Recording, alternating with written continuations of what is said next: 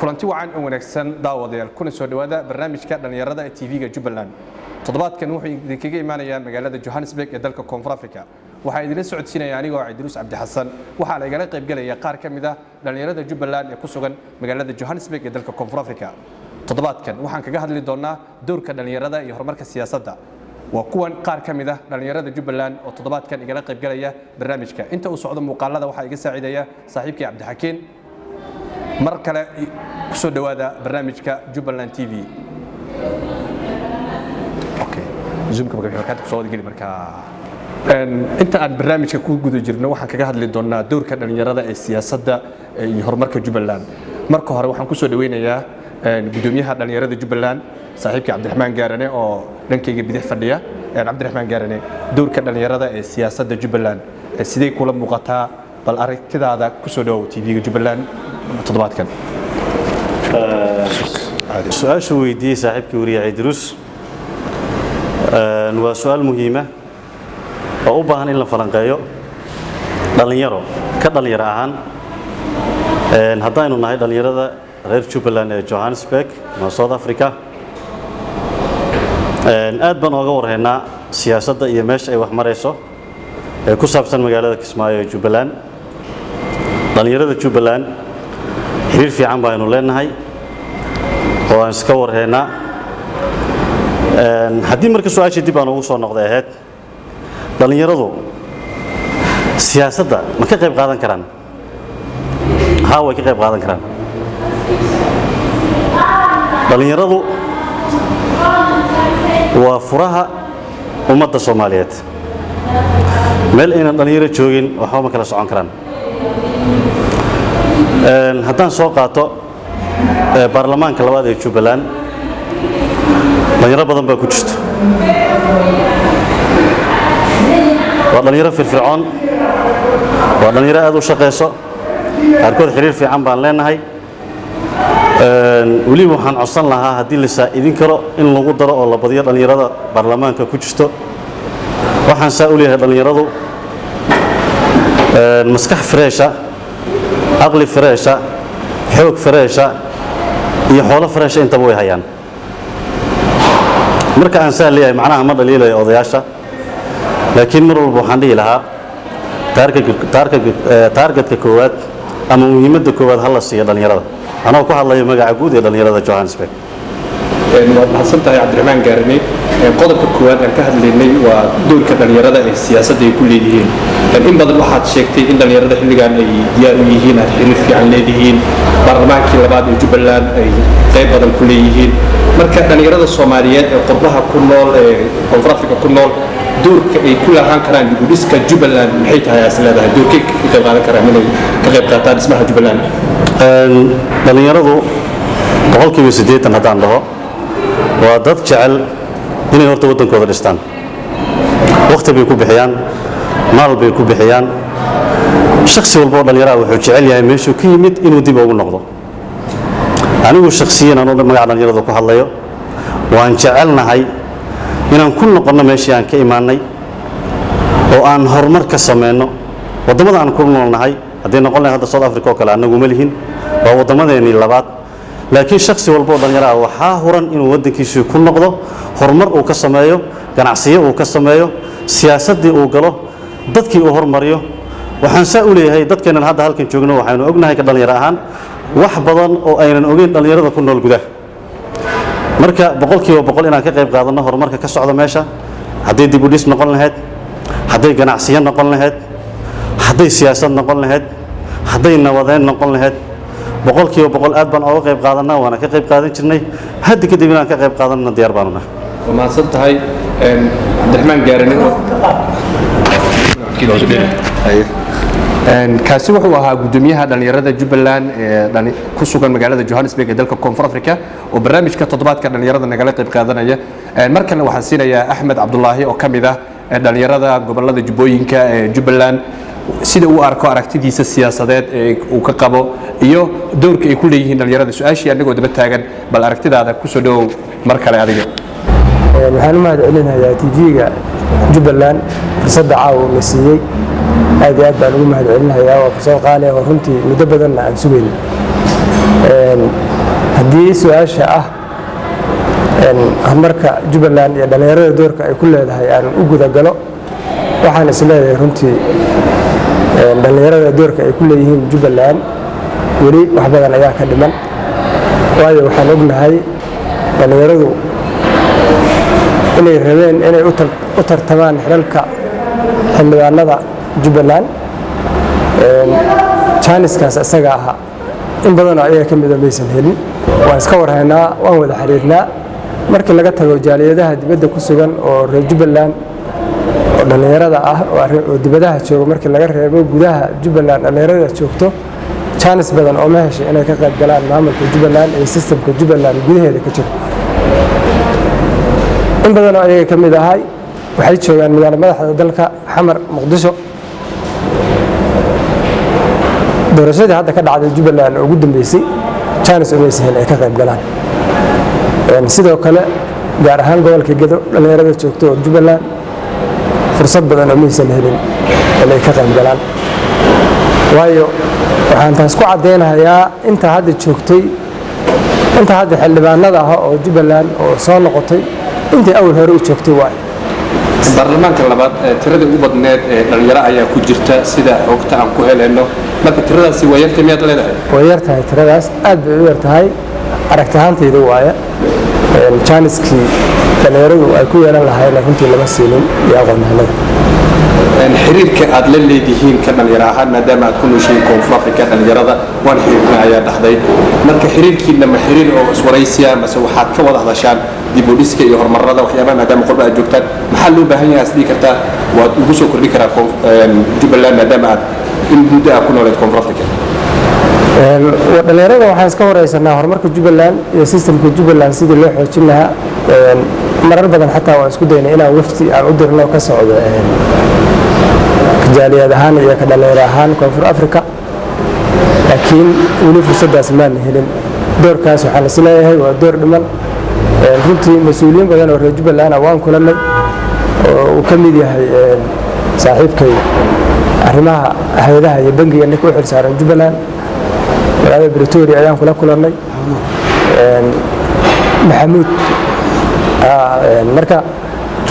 wufuud ka socota waan la kulannay laakiin runtii waxaan is leenahay doorka xiriirka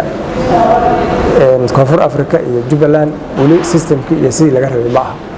maxaad dhihi kartaa marka waa hagaajin karaa oo waa lagu toosin karaa maadaama aad sheegtay in waxyaabo badan ay ka dhiman yihiin aragtidaada aad kusoo kordhinaysa muxuu yahay marka aad isdhihi kartid waa lagu soo horumarin karaa barnaamijka aragti ahaan barnaamijka waxaa lagu horumarin karaa marka ay jirto furfurnaan iyo isku xirnaan aad u xooggan oo ah maamulka gudaha ka jiro khilaafkuna uu yaryahay maaragtay ayaan dhihi karaa ayaa lagu xoojin karaa bismillahi raxmaan raxiim magacayga waa xasan cumar waxaan ku magac dheeray xasan yare anigu waxaan ahay nin reer jubbaland ah waxaan ka soo jeedaa gobolka raagado waxaan ku dhashay magaalada ilaaha luuq dhallinyarada reer jubbalandna ka mid baan ahay inkastoo dee hadda dhallinyaro dee qofka anagu dhallinyarada cuslaataan dhahnaa dee kulley hadda dad badanoo naga yar way jiraan laakiin hadda dhallinyarada isu qabaa inaan aniga hadda ahay doorka dhallinyarada ay ku leedahay wallaahi waxaan aniga aan aad iyo aad u soo dhaweynayaa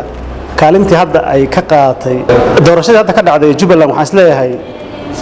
in ku filan waa la siiyey dhallinyarada sababtoo ahaa gabdhaha soo galay 8 bay ahaayeen marka horena gabar mid ma mise labo haddana baarlamaanka 75 ahaa gabdhihii 8 bay ka heleen dhallinyaray u badan yihiin gabdhahaas gabdha oo waddanka dibaddiisa ama dalka gudihiisa wax ku bartay u badan yihiin ragga dhallinyarada laftooda way soo galeen oo dhallinyaro badan baa soo gashay marka waxyaalo way ka dhiman yihiin oo hadda 100% dhallinyaradaas sidii ay rabtay ma ahan laakiin waxaan filayaa waa horumar fiican baa in laga gaaraan baan rajaynayaa horumarka ka jira jubbaland doorkii ayaad ka qaadataan idinka waxaad horumaraya ka jiro sidaan ka warqabno inta badan waxaa la sheegaa in isbedelo badan laga sameeyey si badan ka socdo doorka ku leeyihiin idinka ka dhalinyaro ahaan laartiisu gudoomiyaha kulley hadal kuu sheegay xiriir waan la leenahay jubbaland waan la hadalnaa mar kaste annagu wax naga tegey oo annaga macafi oo naga tegey ma jiraan oo annaga aan kaalintanadii hadda maadaama qurbo joognahay kaalintii nagaga aadaneed inaan waddanka dib wax ka dhisno weli waxbaa ka dhiman oo annaga waxba maana ka qaban laakiin dadka meesha jooga maamulka hayo wax wanaagsan bay qabteen oo waxaan isdhihi karaa sida hadda airportka kale waa dhisan yahay xafiisyadii dowladda waa la dayactiray waxaan rajaynayaa marka in ay haddii jaaliyadaha ay isku xiran yihiin oo jaaliyadaha hadda annaga soo afrikaan joognaa North America ama Europe oo kale jaaliyadaha noocaas oo kale ah haddii aan isku xirannahay jaaliyadaha dhalinyarada isku xiran yihiin waxaan rajaynayaa in wax laga qaban karo maxaa idinka hortaagan marka inaad idinka dib u dhiska ka qayb qaadataan caqabadaha jiro ma isku xirnaan lahayn jirto bal halkaas jira arrintaas waxaan u arkaa waxaan u sababeynayaa anoo hadda cid gooniha kuma shabadaynayo ma dhahayo ciddaas eedda iska leh laakiin annaga naftaan eed inaan leenahay waan u sababeynayaa inaan ka gaabinay doorkii dib u dhiska inaan wax ka qaadanno waan u sababeynaya arrintaas marka taas marka laga soo gudbo xilligan aan ku jirno haddeertaan 2019 dhalinyarada reer Jubbaland miyuu u diyaarsan inay hoggaanka la wareegaan aad iyo aad dhalinyaro badan oo waxbarataa jirto waddanka aniga mar hore ay ugu dambeysay Jubbaland waxay ugu dambeysaan filahayaa 2010 bay ugu dambeysay Soomaaliya oo dhan adigu 2010 ay ugu dambeysay marka laakiin maalin kasta dee adduunka xukuma kala qarsado horumarka jiro iyo dadka sida ay mataqaanaa u fikirayaan iyo dhalinyarada hadda heerka ay taagan yihiin waxaan filayaa dad wanaagsan oo wax qaban karo oo dadka jiil cusub hadda soo baxayo oo dadka hadda mas'uuliyadda hayo kala wareegi karo ay u diyaarsan yihiin waa filayaa kaasi wuxuu ahaa xasan yara oo nagala qayb galaya barnaamijka dhalinyarada toddobaadkan ee Jubbaland TV markana waxaan siinayaa xubno kale oo kamid ah dhalinyarada nagala qayb galaysa barnaamijka weli waxaan bartanka kaga jirnaa barnaamijka dhalinyarada toddobaadkan oo idinkaga imaanaya magaalada Johannesburg ee dalka Koonfur Afrika markana waxaan siinayaa Cabdixakiin oo kamid ah dhalinyarada reer Jubbaland ee ku soo magaalada Johannesburg ee dalka Koonfur Afrika si uu aragtidiisa asagana inuu biiriyo waxaan salaamayaa dhammaan dhalinyarta ka soo qaybgalayaasha si gaar waxaan u salaamayaa TV-ga Jubbaland gaar ahaan waxaan aad u salaamayaa saaxiibka Cali Drus oo maanta waraysiga naga qaadaya aad iyo aad baad mahadsantahay walaal waa wax lagu farxo insha Allah in la is waraysto oo maxaan ku dhaha ka dhalinyaro ahaan aynu marmar isku nimaano aad iyo aad baan ugu faraxsanahay haddii su'aashaadii aan ku soo dhawaado waxaan u arkaa doorka dhalinyarta in ay tahay lafdhabarta ummadda Soomaaliyeed oo dhan gaar ahaan reer Jubbaland aad iyo aad baan ugu faraxsanahay saad u ogtahay baarlamaanka hadda jira ee Jubbaland ee hadda la doortay dhalinyaro badan baa ku jira siiba gabdho yar yar oo maxaan ku dhahay ilaa 8 qaybta dumarka xataa 8 baa ku jirta marka waxaan filayaa insha Allah hididiiladu inay aad iyo aad u wanaagsan tahay adduunyadana wax walba waa step by step marka insha Allah waxaan rajeynayaa in doorka dambeetana insha Allah intan ay dhalinyartu insha Allah qondo ka sii weyn inay heli doontaan insha Allah rajeynayaa qoondada hadda la sheegay ee baarlamaanka Jubbaland ee labaad ku jira dhalinyarahan ku qanacsan tihiin mise damac kale ay leeyihiin waana ku qanacsanahay kullayna dib ilaadan baan waxaan rajeynaynaa insha Allah in loo sii badiyo laakiin hadda 100% waan ku qanacsanahay waayo shalay maana haysanin marka waxa fiican waxaad haysato horta inaad marka hore aad gacanta ku dhigto oo Ilaahay ku shukrido ka bacdina insha Allah aad step by step insha Allah marka waxaan rajeynayaa doorka dambeeyay in ay ka sii badnaan doonto insha Allah qoondadan marka dad badan oo dhalinyarada kamid ah oo qurbaha ku nool ama wadanka ku nool ama guud ahaan gobolada Jubbooyinka ayaa dhalinyarada qaabkay u socdaan aragtidooda sidee waa laga gaabay wallahi waa qof fikirkii laakiin anagu 100% waxaan aragnaa in hadda qoondada qaabka u socdaan aad iyo aad u wanaagsan tahay hadalkaaga hadda insha Allah hadaan soo qabsado kaleete waxa jira xataa dhalinyaro hadda inaga Johannesburg la joogtay oo wax ka baranaysay oo xataa TV-ga Jubbaland qaybka ah xataa tafatirayaal baa ku jira marka waxaan filayaa insha Allah step by step in insha Allah ay dhalinyartu ay u soo hagaagi doonto hadii la yiraahdo ka dhalinyaro ahaan adduunka waxaa jira waxa dhisa dhalinyaro xiriir badan oo dhalinyarada ay leeyihiin way jiraan idinka ka Johannesburg ahaan intaad isku imaateen bood fadhiisateen ma dhahday sanadkan waxaa loo qorshaysan inaad ka furnahay ama masaajid ama iskuul lagu horumariyo Jubbaland weli arrintan lagu soo dhacday way nagu soo dhacday laakiinse waxaa jira walaalo caqabado waxaa jira bilaadanka iska qabsanaya saad ogtahay wadankeena adiga oo wax wada laga yaabaa xataa laftirka in goobur uu kugu dhacdo laakiin way jirtaa dhalinyaro badan oo maxaan ku dhahan iska aragnay inaanu masaajidiyada isbitaalka maxaan ku dhahay qaybta dhalinyaro ahaan in dhalinyarta darbiga jiifto kaleete in loo sameeyo maxaan ku dhahay camal loo sameeyo in la wacyi geliyo maanta dadkeena saad ogtahay wacyi gelin bay u baahan yihiin in waxbarashadii lagu wacyigeliyo in maxaan ku dhaha xagga caafimaadka lagu wacyigeliyo in xagga diintii iyo maxaan ku dhaha dhaqankii suubanaa in lagu wacyigeliyo marka insha Allah wax badan baanu dhalinyaro ahaan aanu noo qorshaysan insha Allah aan rajaynaynaa waqtiga dhow inaanu insha Allah hirgelino isleeyahay xilligan 2019 adduunka waxa hogaamiyay inta aad aragtay dad dhalinyarada qurbaha ku nool ee Jubbaland ama ka soo jeeda gobolka Soomaaliyeed gaar ahaan maamulka Jubbaland xilligan uu diyaarsiiyay oo kala wareegi kara dadka odayaasha ay xilka hayaan xildhibaanaha noqoto ama wasiiro ama hoggaanka sare balagay aragtidaada ma qabtaa adiga mise waxaad isleedahay waqtiga u dhiman maya warajeenaya insha Allah waana qabaa in insha Allah ay kala wareegi karaan insha Allah hadii la yiraahdo doorka soo socdan insha Allah waxaan rajeenaynaa inay dhalinyartu ay noqoto hoggaanka ugu sareeya Jubbaland insha Allah taasaan Ilaahay ka rajeenaynaa Ilaahay ma hadis kale kulankan inuu kulmiyay waxaan mahadcelinayaa Jubbaland TV Adrus oo daadihinaya barnaamijka waxaan ugu hambaleynayaa Jubbaland TV oo sanad guuradiisii afraad u dabaaldegay haddaan soo laabto su'aashii ahayd doorka dhalinyarada waxaan isleeyahay doorka dhalinyarada waa doorka ugu muhiimsan ay ummadda Soomaaliyeed ay maanta ku naaloonayso ummad walba waxa ay ku dhaadataa jiro marka dhalinyaradu waa doorka kaliya ee maanta horumarin karo ummadda Jubbaland waxaan isleeyahay waxa ay maanta ku taagan tahay kuna dhisantahay haddana ku socotay waa doorka dhalinyarada marka doorka dhalinyaradu kaalin muhiim ah ayuu leeyahay waxaan rajaynaynaa kaalinta uu hadda taagan yahay inuu ka sii socdo una gaaro meesha ugu sareyso ilaa ay ka noqonayso xafiiska ninka meesha ugu hooseeya ilaa meesha ugu sareysa ay dhalinyaro ka qabanayso inaan dadaalka la yareynin marka dhalinyaradu waa doorka kaliya ee maanta ummadan badbaadinayo marka waxa isleeyahay Jubbaland doorka ay maanta ku dhisan tahay kuna taagan tahay waa doorka dhalinyarada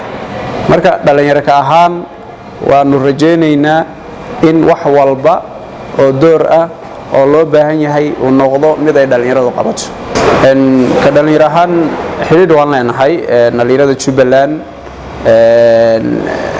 marka xiriirkaasina waxaan rajaynaynaa inuu noqdo mid waaro lana si dardargeliyo lana noqdo jaaliyadka Jubbaland inay isku xidhmaan hadday Afrika joogaan iyo hadday America joogaan iyo hadday Europe joogaan iyo hadday dalkii joogaanba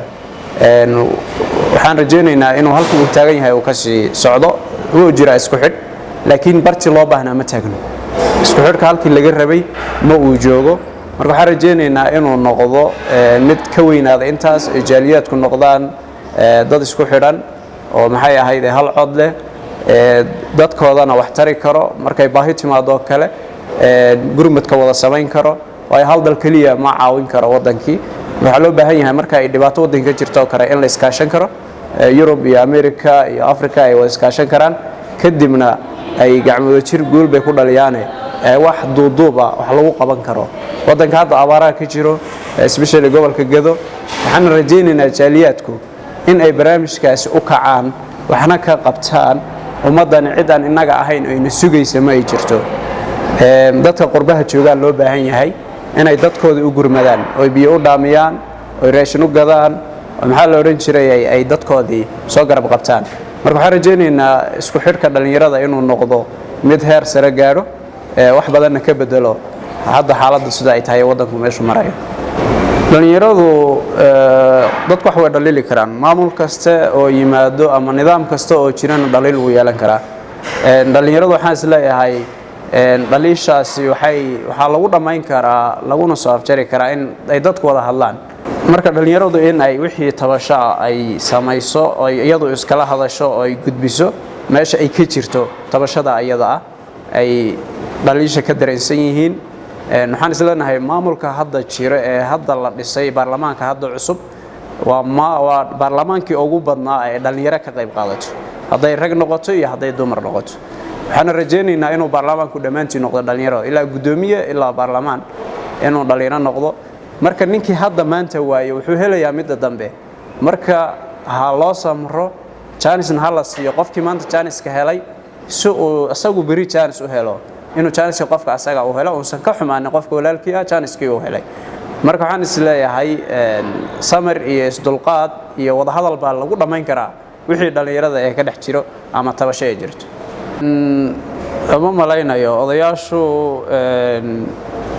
marka ay baarlamaanka xulayeen nidaam ay ku xuleen baa jiro iyaguna ku qanceen odayaashuna waa meeshii loo laabanayay imana malaynayo odaygu inuu tala xumo uu samaynayo marka de booskii adiga ku haboona hadduu qof kale ku haboono walaalkaa uu dhigay waxaan isleeyahay inaad u samirto jaaniskeedana aad sugtid midda dambana aad jaaniskeeda qaadato cabdixamiid waxaad ka mid tahay dhalinyarada yara cuslaatay ama dhalinyarada cudus ee Jubbaland ee ku nool Koonfur Afrika doodale in badan waad dhageysanaysay qofka ugu dambeeyay adiga waaye marka maxay kula tahay oo dhaliin ah oo dhalinyarada laga rabaa inay qabtaan dhalinyarada eed ay leeyihiin oo waxyaabo ay dayaceen odayaashii meel ay ayagana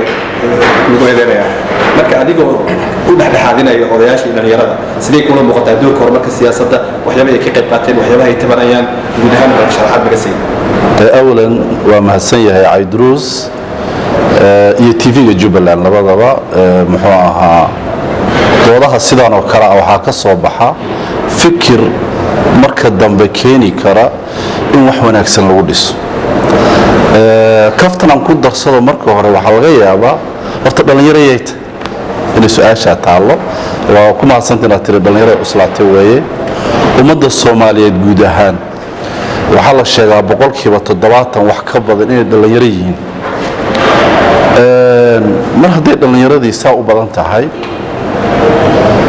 waxa sooska ama waxa la haye dhalinyaro loogu talagalay inuu noqon karo wax iska kooban waxa imanaysa in dhalinyarada aad isaga dhaxarki waayaan sababta ayagii waa badan odayaashuna isha qabanayso oo de waa boqolkiiba 30 marka inta laga soo tago anigu fikirka aan qabo waxa dhalinyaro in la siiyo ay tahay ama wax in lagu qiimeeyo ay tahay maba aha baarlamaanka kaliya TV-ga Jubbaland wax oday ka shaqeeyay garanaysa waa yar yahay haduu jirana inta badan rag dhalinyaro oo yar yar baa ka shaqeeya hawlo far badan oo saas oo kale dhalinyaradu ku jiraan baa jirta odayaashu laftoodana de laga maarmo experience-kii iyo muxuu ahaa iyo waxaan looga maarmaynin khibradii ay hore u lahaayeen muddada wadanka marka haddii su'aasha ah dhalinyarada inta la siiyay Jubbaland ama guud ahaanba Soomaaliya ay noqoto ma saxba ama ku filan tahay waxaan isleeyahay waa xilligeeda hadda ku haboonayd intii ku filayna waa la siiyay de marka dambana marba inta banaanaata lagu dari doonaa odayaashuna laga maarmo oo booska hadda uu joogo Sheekh Axmed nin dhalinyaro hadii la keeno waxa laga yaabaa inta isaga isku wado odaynimo isugu wado ee soo jiid leh inuu saninka dhalinyarada awoodin dhalinyaradu inta ay geed ka booday taladuna ka boodaa hore loo dhigi jiray marka anoo hadda dhalinyaranimada ka baxayo odayaashina gelayo arintu saas yeelatay fikirkaas ayada ay muuqata in marka in ku filan oo bilow ala joogo Soomaaliya waad ogtihiin burbur baa ka jira guud ahaan Jubbaland waxay qayb ka tahay burburka guud ee Soomaaliya haysto shaqo la'aanta leh muxuu ahaa ganacsigu iska kooban yahay faqrigu badan yahay abaaruhu badan yihiin waxa dawladdu qaban karto ee shaqo abuurka wax iska yar dhalinyaradu intaas oo kale oo baarlamaan ahayn oo wasiir ahayn oo far badan oo ay gali kartaa jirta marka anigu sidaas yeelata marka laga soo gudbo taas dhalinyaro ayaa jiro loo soo jeedinayo maamulka talada haya ee iminka ama qaabka ay wax u socdaan dhalinyaradaasi ku muuqdaan nasatahay waa mahadsan tahay waa su'aal meesha ku jirta horta waxaad ogaataa maamul walba oo jiro waa ninka hadda Cabdiyare arintu ka sheekeynayay maamul walba oo jiro ama wax walba oo jira adduunka dalilna way leeyihiin wanaagna way leeyihiin marka la rabo marka had jeer marka la hadlayo anu mararka qaar waxaan aad u dhaliilaa dad siyaasiyiina ama idaacadaha social media ka hadlo oo cadaalada ka taga mar walba oo laga hadlayo arin dalilna way jiraysaa wanaagna wuu jirayaa Jubbaland baan hadda ka hadlaynaa markaan goon u soo qaadano 7 sano oo ay jireen maamulka iyo in ka badan waxyaalaha abuureen waxa kamida nabad waxa kamida isdhexgal oo in bulshadii reer Jubbaland waxay ku asteysan tahay Soomaaliya oo dhan dadka dego waa Soomaaliya oo dhan cidaan laga helin ma laha waxay kaga duwan tahay gobollo qaar oo laga yaabo inay dadyo wada degan yihiin ama ay u badan yihiin in dadka ayaga walaalaha ay wada noolaadaan daris la noqdo colaadihii badnaa ay yaraadaan waa dhaliilaha wanaaga ay leedahay dhaliiluhu ay yeelan kartana waxaa ka mid ah in intii la rabay ama dhalinyaro inay qabato ama horumar magaalada iyo gobolka guud ahaan ay qabato waa ognahay caqabadaha jiro oo dabcan laga yaabo barnaamijka qaybtiisa dambe inaan kaga hadalno waxa laga hadda muxuu ah ragii iyo horeeyay ay ka hadleen gado oo kale abaar baa jirta abaarta jirto oo kale waxa laga yaabaa in siyaasadii lagaga mashquulay oo la halmaamay oo arinta marka way jirtaa wanaagna wuu jiraa ciladna wuu jiraa laakiin annaga oo kale oo hadda wadanka soo maqan ee qurba ah ee Soomaali meel ay joogtaba ah waxa ina mudan in wixii maamulka ah had iyo jeer jira inoo dhisan aan la burburinin wixii taageero ah la siiyo ciladahooduna la dhameystiro xilliyada dambe waxaa ka jiray maamulka Jubbaland ama Soomaaliya dhexdeeda khilaafyo dawladii dhexe iyo maamulka Jubbaland ayaa isfaham weyn ka dhaxeeya oo doorashada qaabkii u dhacday maadaama aad tahay nin dhalinyaro ah xog badan la ka hayay in badan la socday maxaa lagu dhaliili karaa oo maamulka Jubbaland ama madaxweyne Axmed Maxamed Islaam Madoobe iyo madaxweynaha dawladda federaalka Soomaaliya u diidan inay isfahmaan ama meesha la iska fahmi lahayd maxay tahay kula muuqata maxaa lagu sixi karaa qaladaadka dhacay waa su'aal aad muhiim u ah waan mahadsan tahay waayo waxa hadda jiro in laga hadlo iyadoo lafteeda ay tahay waxa hadda taagan inteena badan waxaan ognahay Soomaaliya dawlad walba oo timaado khilaaf noocan ayaa yimaada oo u baahan inaan anagu ogaano khilaafku muxuu salka ku hayaa intaana hadda ku qiimeeynin Farmaajo iyo Sheekh Axmed inaad ogtiin mooyaane dhisitaankii Jubbaland marka laga soo bilaabo Sheekh Shariif bay la bilaabatay muxuu madaxweyne Xasan Sheekh Maxamuud baa ku xigay wixii dhex maray khilaaf waa la ogaa wax ka badan waxa hadda jiro in kastoo ay gaarsiisanayn in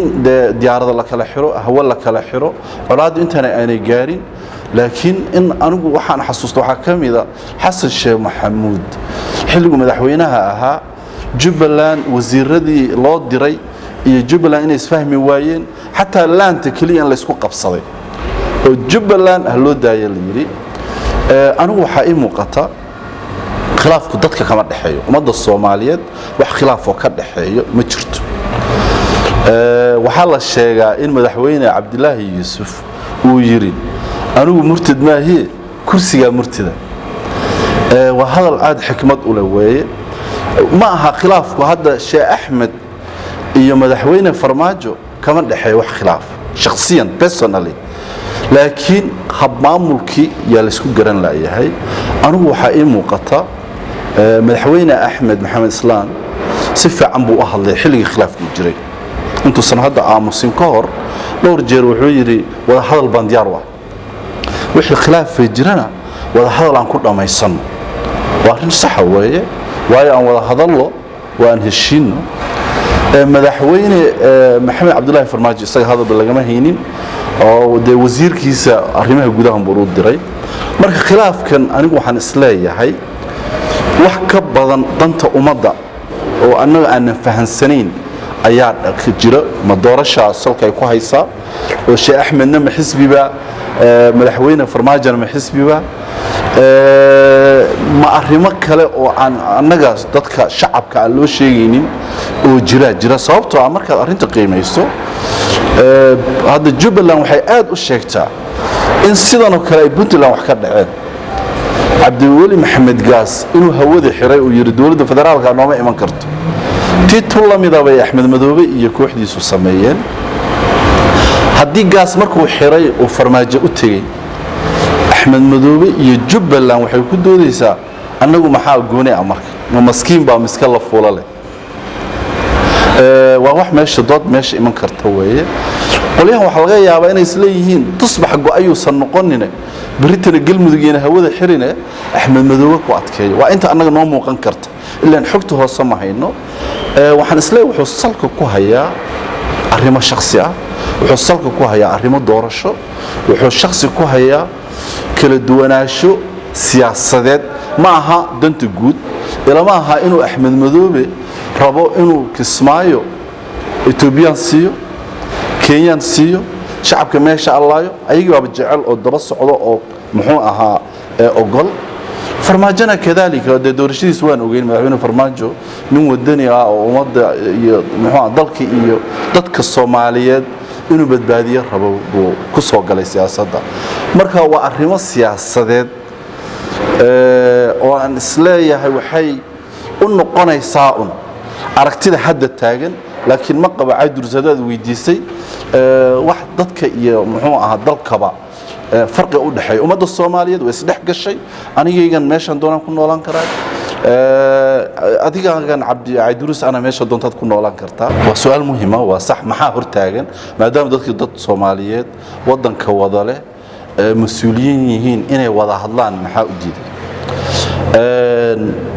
marka aad labada dhinac dhageysato siyaasadda meesha taalo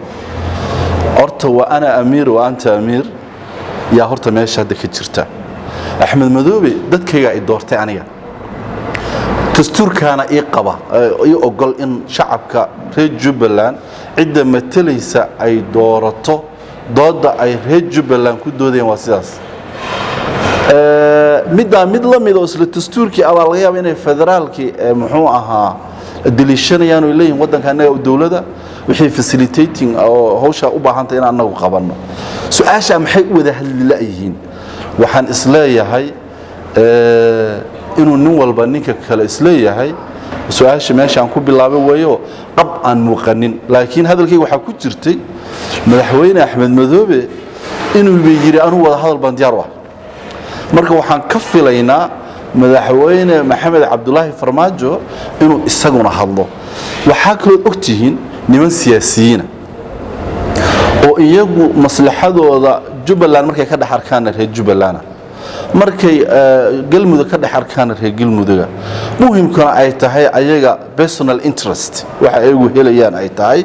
inay ku dhex jiraan ragii ugu daraa madaxweyne muxuu ahaa Xasan Sheekh Maxamuud oo ka hurdi waayay waa kuwa hadda le Axmed Madoobe jaalanahay dawladdan dhaliilayna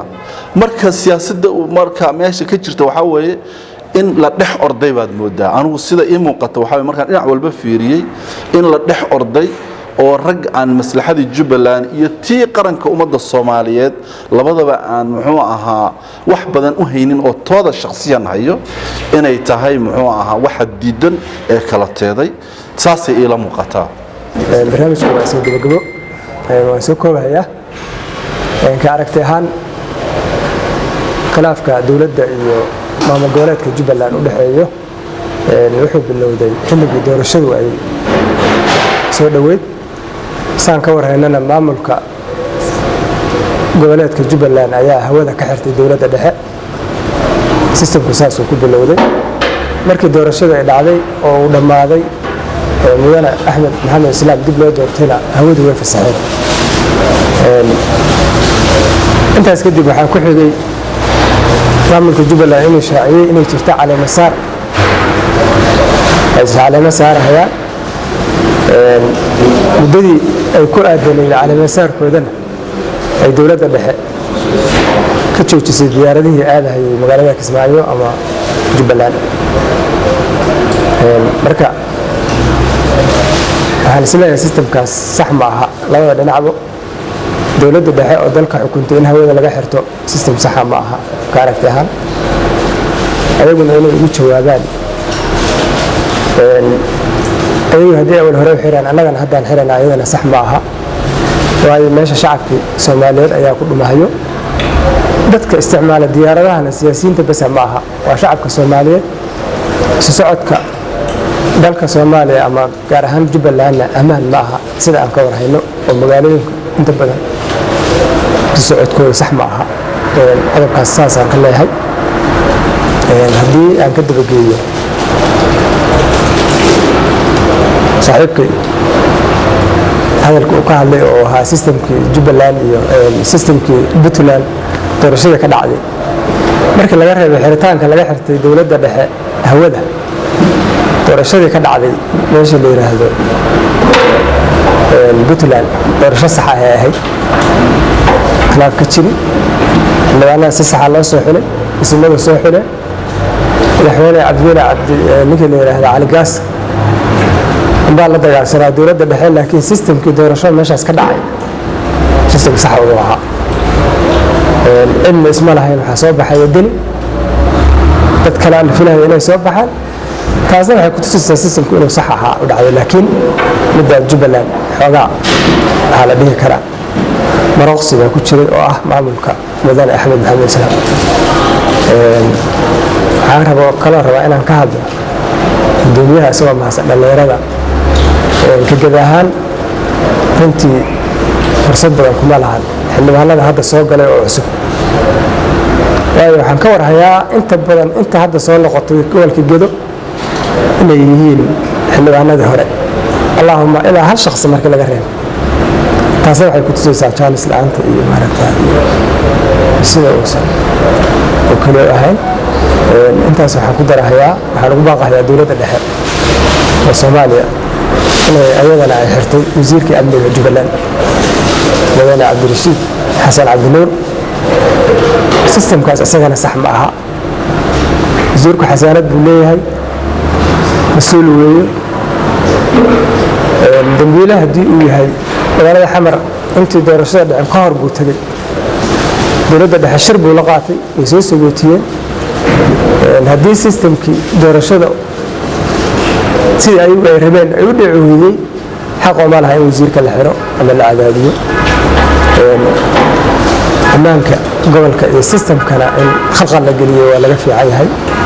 دولة ده حال وباقها إن مسؤول كاس حريدي سوء علسي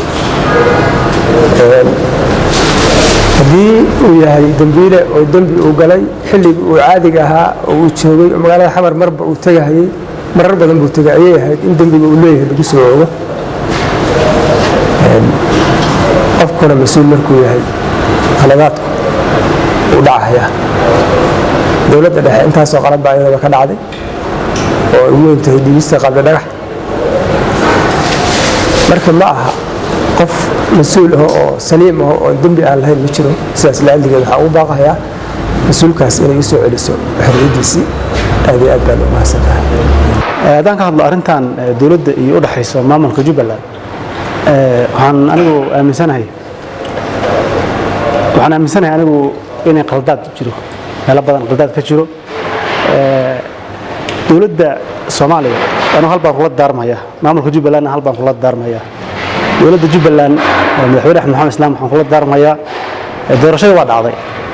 وسعودي إسلام ماله قفنا إلى وعلى فلوس هذا مدحور أحمد محمد إسلام بعد مدحورنا ما شكاه دتك دراسة سوضع عضي أنكو قناع سنين إنه قنعيه وأنت حدا وقنعيه وأدنى ما نتقنا ولا دارمية تن دولة دحى waxaan leeyahay diyaaradihii la xiray iyo arintii wixii meesha ka dhacay dadka ma awar ma laga hadlayay arinta ay qalad tahay Soomaaliyeed oo way ogtay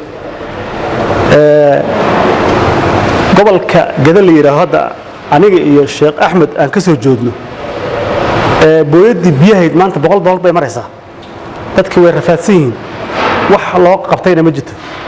dawladda waxaan kula daarmayaa jid baan dhisaynaa bay leeyihiin دور بقول مليون بالغو بحيي جوهر iyo inta u dhaxayso meesha la yiraahdo iyo xamar hadii maamulka Jubbaland la dirisay